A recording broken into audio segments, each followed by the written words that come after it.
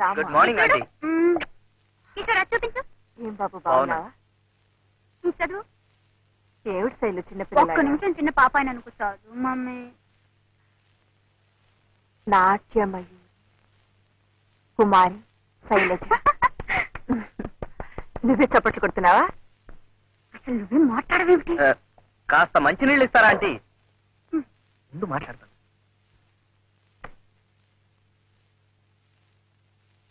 మీరు కూడా మాతో పాటు హైదరాబాద్ వచ్చి ఉండాల్సిందా ఆంటీ? ఏం జనం, ఎంత అప్పలాజు.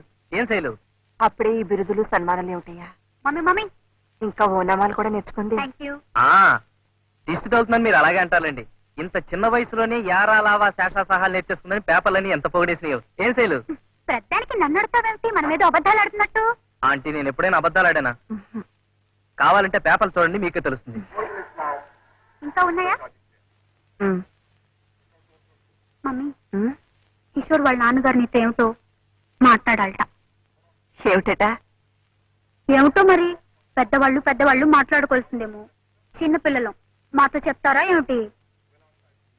అసలు పంచభూతములు అనగా భూమి, నీరు, అగ్ని, వాయువు, ఆకాశం అని కూడా తెలియకుండా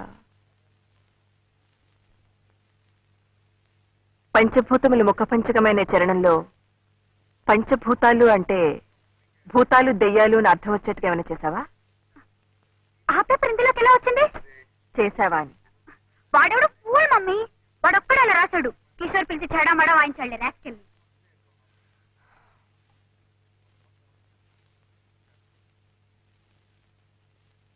బాలు వాడే బాలకృష్ణ భాగవతారని. ఇది కథక్కు, ఇది భరతనాట్యం, ఇది కథకళి.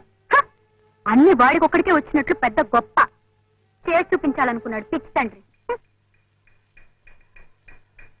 పేరేంటన్నావు? బాలకృష్ణ.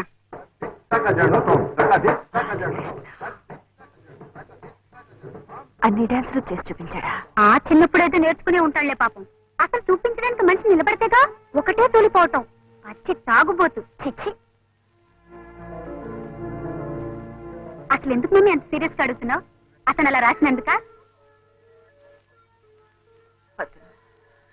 అక్కడే ఉన్నాడా? మేం చూసినప్పుడు ఇంకా బతికే ఉన్నాళ్లే పాపం. కానీ వాడి గురించి మేము విన్నదంతా నిజమైతే ఈ పాటికి బాలకం కూడా అలాగే ఉంది.